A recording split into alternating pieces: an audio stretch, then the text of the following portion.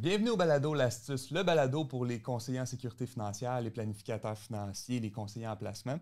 Dans le balado, on reçoit des spécialistes de l'industrie, notamment des comptables, des avocats, des fiscalistes, des planificateurs financiers. On reçoit même des économistes, des journalistes. On reçoit même des hauts dirigeants d'organisations. Et aujourd'hui, je reçois la vice-présidente exécutive assurance, épargne, retraite individuelle chez IA Groupe Financier, Mme Renée Laflamme. Bonjour. Renée, merci d'être là. Bonjour, ça me fait vraiment plaisir. Merci beaucoup de l'invitation. Merci d'être là. Renée, tu es comptable professionnel agréé, mais aujourd'hui, on ne te reçoit pas comme CPA. Mais quand même, je dois dire qu'en 2017, tu as reçu le titre de fellow de l'Ordre des CPA. Puis oui. Je vais lire un peu c'est quoi ce titre-là. Ça vise à reconnaître solennellement le mérite des membres qui seront dévoués de façon exceptionnelle à la profession ou qui se sont illustrés dans leur carrière dans la société par des réalisations dont le rayonnement a rejailli sur la profession. Qu'est-ce que ça te fait de recevoir ça? Bien, c'est un honneur, hein, parce que je me rappelle quand je commençais, quand j'étudiais, quand j'ai commencé j'ai travaillé chez Deloitte, moi, pendant une dizaine d'années, je regardais ces gens-là, puis je me disais, hey, mon Dieu, ils sont bons, ils ont dû travailler fort, etc.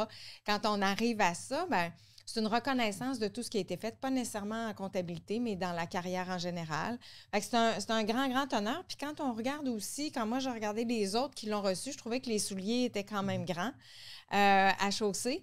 Mais j'ai reçu ça avec beaucoup d'honneur et d'humilité. Puis ça me fait plaisir. Tu sais, si on peut servir de modèle à quelqu'un, bien, tant mieux. Puis est-ce que la Renée comptable s'ennuie un peu de la comptabilité? Bien, pas tant. Hein. C'est un cheminement à travers le temps. J'ai travaillé pendant 10 ans chez Deloitte, je l'ai dit. J'ai adoré ça. J'ai eu des super belles années. Je suis arrivée chez IA, j'ai fait le CFA, plus financier, après ça, plus gestion. Donc, c'est un cheminement qu'on fait à travers le temps. J'ai pas de regrets. T'ennuies pas des contentés? Non, ça va bien, ça, c'est bon. Tu t'impliques beaucoup aussi dans la communauté, dans la collectivité, notamment Centraide. Oui. Tu as déjà organisé des trucs pour la Fondation du CHU de Québec. Qu'est-ce qui t'amène à vouloir donner autant, puis où tu arrives à trouver tout ce temps-là pour tout regrouper? Parce qu'au final, je cherche travail, vie familiale, collectivité. Comment tu arrives à... Bien, en fait, pour moi, c'est important de redonner à la communauté. Je prétends que quand on arrive au monde, bien, où est-ce qu'on arrive, la santé qu'on a, le milieu, etc., bien, on ne l'a pas choisi. Fait que des fois, c'est pas tout le monde qui part sur la même ligne de départ. Donc, de redonner à la communauté, permettre aux gens, aux enfants, aux femmes, aux familles, de leur donner le petit coup de pouce que ça prend. Beaucoup impliqués dans Centraide, particulièrement cette année avec la coprésidence, parce que Centraide vient couvrir beaucoup d'organismes que des fois, on ne penserait pas comme individu, hein, de dire que c'est soit la violence, soit la santé mentale, la soupe populaire, etc. Fait que pour moi, c'est important, ça. Je pense aussi que pour la communauté Québec, Chaudière-Appalaches, c'est un tissu social additionnel. Quand il y a un trop grand clivage entre les gens les mieux nantis, les moins bien nantis, bien, ça crée toutes sortes de choses. Hein. On le voit, ça crée de la violence, ça crée de l'itinérance. Donc, pour moi, d'être capable de donner un peu pour pouvoir aider ces gens-là à se faire une vie, à se réaliser, puis à contribuer à l'essor de la communauté, bien, c'est important. Le temps, le temps, on finit toujours par le trouver. J'ai beaucoup d'aide, j'ai beaucoup de support. C'est vraiment une question de choix, mais oui, ça demande du temps, c'est sûr.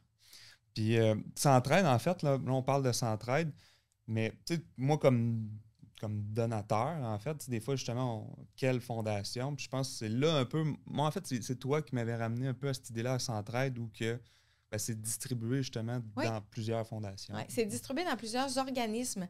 Puis il y a un processus qui est très, très rigoureux où est-ce que les organismes demandent de l'aide de Centraide. Il y a une analyse qui est faite pour s'assurer de la viabilité de l'organisation, le bien fondé, la qualité de la gestion de l'argent qu'ils reçoivent, etc.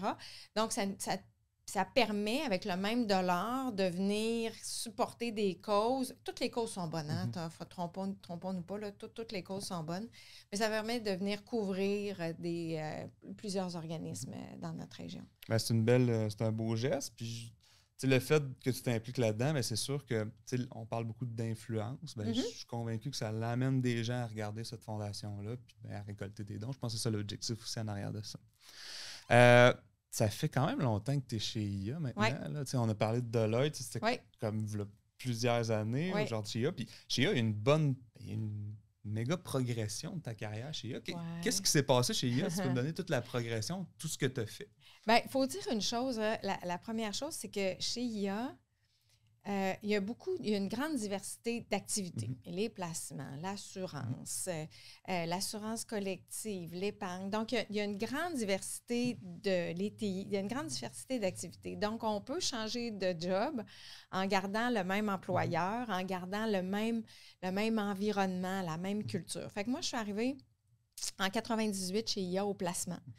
J'ai été là pendant quelques années, puis certains se rappelleront, là, particulièrement les conseillers, qu'au moment, moi, quand je suis arrivée en 98, on avait, je pense, 5 ou 6 fonds distincts, le fonds A, fonds B, fonds E, fonds D, etc. Puis ça a été toute cette effervescence-là de mettre en place des fonds gérés par l'externe. Donc, on a eu nos premiers partenariats avec, les fidélités de ce monde, tous les fonds gérés un peu par l'externe. Est arrivé Clarington, etc. Donc, j'ai passé quelques années au placement. Puis ensuite, j'ai continué au placement, mais au prêt hypothécaire. Où est-ce qu'on couvrait à ce moment-là les prêts hypothécaires unifamiliales, commerciales, comme on le fait encore aujourd'hui. Et c'est là que j'ai eu mon premier poste de vice-présidence pour ensuite aller en épargne collective. De l'épargne collective, je me rendais compte qu'on avait les mêmes clients que l'assurance collective. Donc, de fil en aiguille, j'ai aussi pris la responsabilité de l'assurance collective. Puis là, depuis 2018, l'épargne et l'assurance et l'épargne individuelle, qui est un gros morceau de IA, mais extrêmement challengeant, motivant. On a énormément de plaisir avec une équipe expérimentée et diversifiée. Ce que j'aime chez IA, pour y avoir été, puis c'est une vision, puis je pense toujours comme ça, c'est que même si on prend tous les gens qui sont haut placés chez IA aujourd'hui, mais la plupart ont commencé... La plupart, on a fait plusieurs postes. Denis, a commencé par Denis, il a fait beaucoup de rôles chez IA. Donc, c'est un peu une philosophie. Ça nous permet d'apprendre des nouvelles choses, d'avoir une vision plus large de l'organisation. Parce que quand on est dirigeant, moi, je m'occupe de l'individuel, mais j'ai aussi un rôle de vice-présidente exécutive chez IA. Donc, d'avoir cette vision globale-là, c'est sûr que c'est positif pour l'organisation. Puis commencer d'évoluer dans un domaine principalement de gars. Tu es la première vice-présidente exécutive de l'histoire de IA. J'ai pris quelques notes parce que ça, c'est une question que j'ai souvent. Mais je répondrai pas tout de suite. Je vais juste commencer par dire, parce que j'ai fait quelques interventions sur ce sujet-là, mais là, je regarde mes notes parce que je l'ai écrit, mais en 2020, il y a eu un rapport du Boston Consulting Group qui disait que 32% de la richesse mondiale est contrôlée par des femmes. Puis je parle de la richesse personnelle. Au Québec, c'est 2,2 millions de milliards qui est contrôlé par des femmes. Il y aura un transfert de richesse de génération qui va arriver. Il y aura plus de femmes qui vont prendre le contrôle de cette richesse-là. Fait que c'est juste qu'il faut reconnaître que la vie change, qu'il y a des besoins. Il y a des femmes qui veulent être conseillées par des femmes, il y a des hommes qui... Tu sais, je veux dire, il faut respecter toute cette diversité-là. D'évoluer dans un milieu comme ça, moi...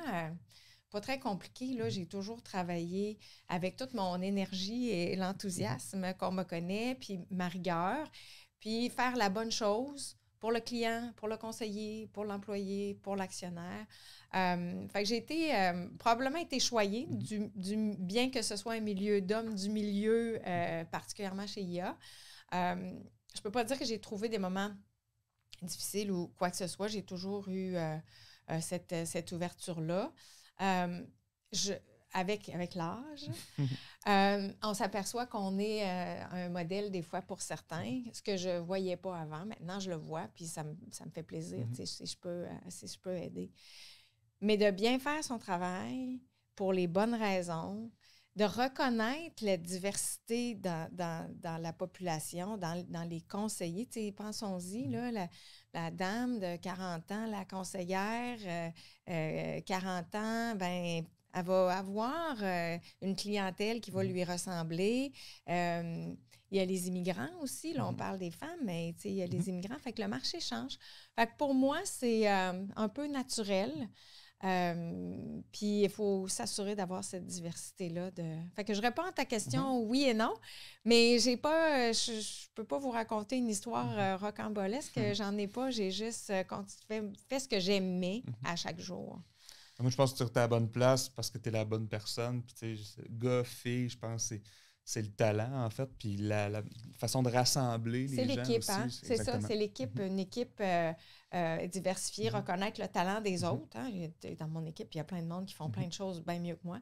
Alors, reconnaître le talent des autres, être capable, comme tu dis, de rassembler puis de travailler pour supporter ceux qui viennent en aide, supporter les conseillers. On a travaillé ensemble, là, tu le sais, pour moi, c'est super important, faire la bonne chose pour les clients. On va parler un peu de IA, parce que j'aimerais ça qu'on parle de l'assurance individuelle. Là. Justement, on le voit bien chez IA, c'est une compagnie vraiment en croissance. Là, puis je pense que c'était ça le thème là, quand j'étais sur toi, croissant. IA s'est faufilée assez rapidement là, dans les 4 plus gros assureurs au Canada. Elle fait vraiment sa place. Mais c'est quoi les enjeux en assurance individuelle pour toi pour les prochaines années? Bien, les enjeux... Tu sais, nous, on est là pour assurer la tranquillité d'esprit des clients d'un point de vue financier. On est là pour supporter les conseillers, pour faciliter leur vie, faire en sorte qu'ils ont tout ce qu'il faut pour répondre aux besoins des clients. Le numérique, la technologie, c'est pas un enjeu, c'est quelque chose qui est extrêmement important et qui est incontournable. Donc, évidemment, il faut trouver les façons d'investir, il faut trouver les façons d'exécuter.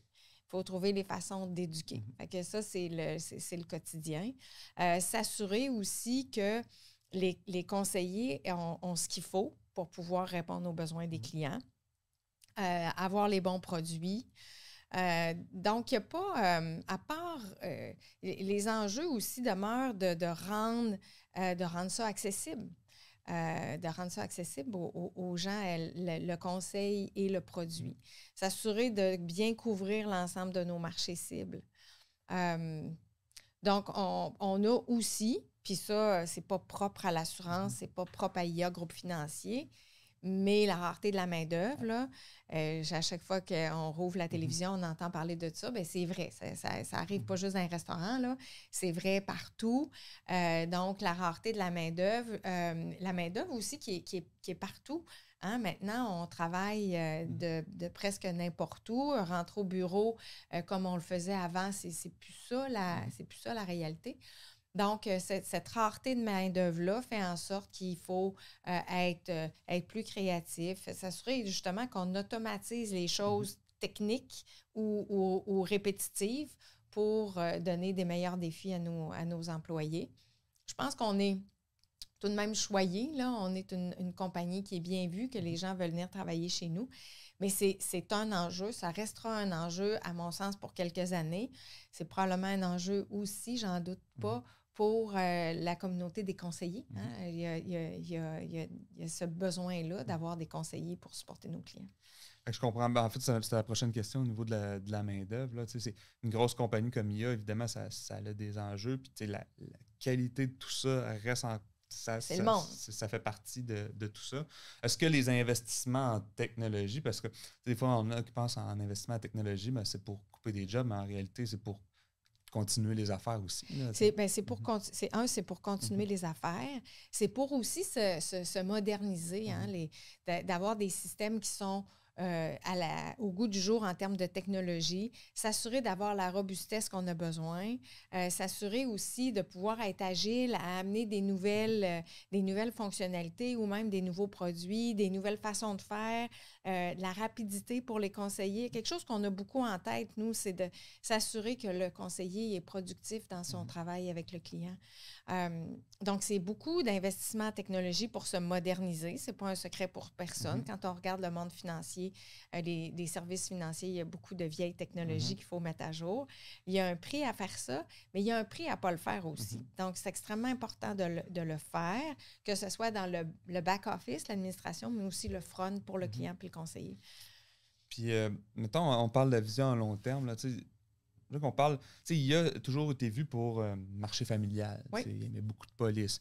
Marché haut de gamme de plus en plus, en fait. C'est quoi ta vision là-dessus sur le marché de IA? Bien, en fait, nous, c'est très clair dans notre tête. On est là pour le marché de masse et le marché intermédiaire. Et on monte un peu dans le marché intermédiaire. Donc, notre marché cible, c'est pas ce qu'on appelle, là, entre guillemets, le super high net worth. C'est pas notre marché cible. Ça veut pas dire qu'on n'en fait pas. Mais à tous les jours, nous autres, quand on se lève, on veut s'assurer que le marché familial, le marché intermédiaire, puis tranquillement, on monte dans le marché intermédiaire, on est capable de couvrir le besoin de nos clients. C'est pour ça qu'on a sorti nos produits participants, les éléments autour des placements aussi. Donc, c'est tout ça. Fait que c'est notre marché cible. C'est aussi, on a quand même une force ou un avantage compétitif important. Nous, on émet beaucoup de police. Ouais. On est une machine assez bien huilée. C'est nous, on est numéro 1 en nombre de polices au Canada. Donc, ça nous permet d'être très efficaces, oui, dans le marché de masse, mais aussi dans le marché intermédiaire puis dans le marché un peu plus élevé. Et ça, je pense que les gens vont continuer d'en bénéficier. On parle beaucoup là, de plus en plus que les assureurs veulent distribuer eux-mêmes leurs produits via des ventes en ligne. Moi, je suis curieux de connaître ton opinion là-dessus. Oui, c'est une bonne question. Puis moi, à chaque fois que j'ai cette question-là, je rétablis le vocabulaire. OK? Fait que les ventes directes, ça existe depuis toujours. Les gens appelaient 1-800 puis achetaient une police. Ça, c'est de la vente directe. Fait que qu'elle soit au téléphone ou en ligne, la vente directe, c'est la vente directe. Nous, puis c'est pas parce que tu mets ta police, tes produits d'assurance en ligne direct que les gens vont y aller, là. Les gens, je pense qu'il faut mettre à jour l'adage. Il y a un adage qui dit que l'assurance, ça ne s'achète pas, ça se vend. Moi, je mets cet adage-là à jour en disant les gens ont besoin de conseils. Et après ça, ils passent à l'action. Ceci dit, pour nous, moi, je parle plus de vente numérique, c'est-à-dire de s'assurer que le client peut interagir au moment où il le veut, quand il le veut, avec son conseiller ou avec la compagnie. Ma prétention, c'est que le client a besoin de conseils. Donc, traditionnellement, le processus de vente était très linéaire. Le conseiller rencontre son client, il fait toutes les choses de façon linéaire. Maintenant, c'est plus circulaire. Ça peut être le client qui initie, ça peut être le conseiller, le contact avec la compagnie. Donc, offrir le plus possible de capacité en ligne aux clients et aux conseillers pour pouvoir être plus efficace. Encore une fois, ma prétention, c'est que le client, qu'il soit jeune ou vieux, a besoin souvent d'explications. Les produits sont assez complexes, là. C'est pas tous des produits simples à émission simplifiée, là. Donc, puis peut-être qu'aujourd'hui, tu as besoin d'une émission simplifiée, mais peut-être que dans 5 ans, avec 3 enfants, tu as besoin d'autre chose. Alors, moi, je prétends que le client a besoin de conseils.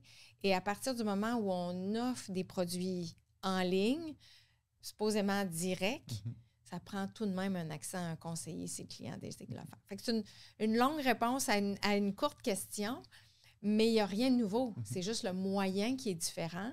Puis je pense que le moyen offre énormément plus d'opportunités en ligne avec le numérique que dans le passé, tant pour le client que pour le conseiller. Je comprends.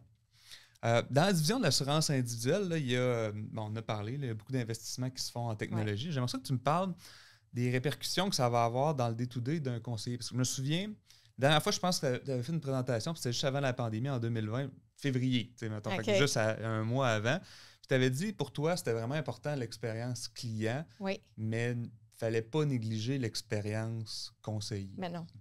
Bien, les deux sont extrêmement importantes. Puis ça, c'est la nature humaine, puis c'est la capacité aussi d'être productif. Fait que pour moi, l'expérience conseiller est extrêmement importante. Comment le conseiller peut bien servir son client avec le moins d'anicroche possible, puis de la façon la plus efficace possible. Puis là, la pandémie nous a amené bien des contraintes et des malheurs, mais la pandémie a aussi démontré que le conseiller pouvait, de façon très efficace, travailler avec son client à distance. Oui, le rencontrer, c'est sûr, on veut travailler avec des individus, mais il y a des choses qui peuvent se faire à distance. Donc, toute cette expérience-là pour rendre la vie du conseiller plus facile, lui permettre d'être plus efficace, lui permettre aussi d'avoir plus d'informations sur son client dans la mesure où moi, je peux y en donner. Lui permettre de dire, OK, bien, ton client de, je sais pas moi, 35 ans, 2 enfants, typiquement, les clients qu'on voit, ils ont tel type de produit. As-tu pensé à? Alors, la technologie va nous permettre de faire ça. Donc, toute cette expérience-là est importante. Puis l'expérience du client aussi est importante. Il y a des choses que le client peut faire lui-même que le conseiller, sérieusement, s'il est informé, ça va juste faire son affaire. Fait que l'exemple classique, c'est toujours le changement d'adresse. Peut-être que si tu es informé, ça va être suffisant que de faire tout le processus. Alors, c'est tous ces éléments-là de dire, bien, je viens améliorer l'expérience du client, j'améliore indirectement l'expérience du conseiller. Je permets aussi une instantanéité, en autant que ce soit possible, sur certains éléments autour de l'émission des contrats, autour de voir les choses sur un portail. Fait que c'est ça, le back-office est important. Il faut qu'il vienne supporter tout ça. Et ce qui est vu par le client, ce qui est expérimenté par le conseiller, il faut vraiment investir beaucoup là-dedans parce qu'un nourrit l'autre. Parce qu'on s'en va beaucoup vers tout ce qui est mobile, tout ce qui est technologique. J'imagine que la vision là-dedans. La vision est claire, la vision du mobile, la technologie. Puis on a beaucoup d'initiatives autour de ça. Je pense qu'on est, même à ce jour, on se distingue de façon très, très favorable par rapport à l'industrie. C'est ce qui fait en sorte qu'on a, une des raisons qui fait en sorte qu'on a énormément de succès récemment. Mais il faut continuer d'y investir. Il faut continuer de voir où est-ce qu'on veut être dans 3 ans, dans 5 ans, puis investir en technologie pour y être, puis pour demeurer là, à l'avance, puis à l'avant-garde. On a parlé un peu de cette question-là, mais moi, je voulais savoir pour toi, René, c'est quoi l'importance d'avoir un conseiller, d'avoir un planificateur financier? Écoute, moi, je pense que c'est super important. Puis, à tout âge, tu sais, des fois, les gens vont dire « Ah, les jeunes, ils vont s'informer puis ils vont l'acheter. » Bien, les jeunes, de temps en temps, ils ont besoin d'un conseil et plus souvent qu'autrement parce que c'est la première fois qu'ils font quelque chose. Fait qu'il faut faire attention quand on dit les jeunes font tout en ligne. Quand c'est la première fois qu'ils achètent un produit d'assurance, avant de peser sur « j'achète » puis prendre X dollars par mois dans leur compte, ils vont vouloir avoir du conseil. Quand ça devient plus complexe à travers le temps parce que les gens ont plus d'obligations, les gens ont plus d'argent, bien, les gens ont besoin de conseils. Fait que pour moi, c'est essentiel. Puis les gens ne savent pas ce qu'ils ne savent pas. Fait que ça fait partie de l'éducation, ça fait partie de s'assurer que les gens comprennent qu'est-ce qu'ils détiennent, qu'ils comprennent les décisions qu'ils prennent. Fait que le rôle du conseil, il est primordial. Puis moi, je le dis, mais dans notre organisation, on croit fermement au rôle du conseiller. Est-ce que le rôle du conseiller se transforme? Bien sûr qu'il se transforme. Les clients ne veulent pas transiger avec un conseiller de la même façon qu'il y a 30 ans. Ils vont vouloir le faire de façon virtuelle, ils vont vouloir le faire par chat, ils vont vouloir te rencontrer, oui, mais peut-être pas aussi souvent qu'avant. Il y a toutes sortes de cas de figure. Le conseiller n'est peut-être pas obligé d'être dans la même ville maintenant, comparativement à il y a 30 ans, où est-ce que c'était plus une question de proximité. Mais le besoin du conseil, pour moi et pour notre organisation, c'est fondamental. Après ça, c'est le comment, et c'est là qu'il faut s'adapter pour être sûr de répondre aux besoins du conseiller, parce que les jeunes conseillers qui arrivent, puis moi, je disais souvent ça, tu sais, il faut moderniser notre technologie pour nos conseillers, parce que les jeunes conseillers qui arrivent, eux autres, dans leur appartement, là, sont full techno, là. Fait que si ils arrivent au bureau puis qu'ils n'ont pas des outils à la hauteur de leurs attentes, bien, ça ne marche pas. Fait que c'est un peu ça. Les conseillers ont besoin de la technologie, les clients aussi, et le conseil. Puis je reviens là-dessus. La première fois que tu t'achètes une police d'assurance-vie, que tu ailles 22 ans, 35 ans, 50 ans, tu as besoin de conseil. Il y a une valeur au conseil aussi, là, une valeur monétaire. Tu sais, des fois, on se demande combien ça vaut un conseiller financier. Tu sais, parce qu'on ne veut pas, à l'intérieur des produits, on paye un conseiller financier. Clair. Mais quand on se rend compte qu'est-ce que peut faire un conseiller, ben, on se rend compte que la valeur monétaire de ça peut être assez importante. Oui, puis on s'attend à ce que le conseiller le joue, ce rôle-là, auprès de son client. Mais ça a effectivement une valeur. Et c'est ce que je disais tantôt. On est profondément, nous autres, convaincus qu'il y a une valeur au conseil. René, merci d'être venu aujourd'hui. Au nom de tous les conseillers, merci d'avoir pris le temps. Merci d'avoir répondu aux questions de façon très honnête. Merci de ta présence. Ça me fait plaisir. Puis bravo pour l'initiative. C'est vraiment intéressant. Je vous suis sur LinkedIn. Merci beaucoup. Salut. Merci.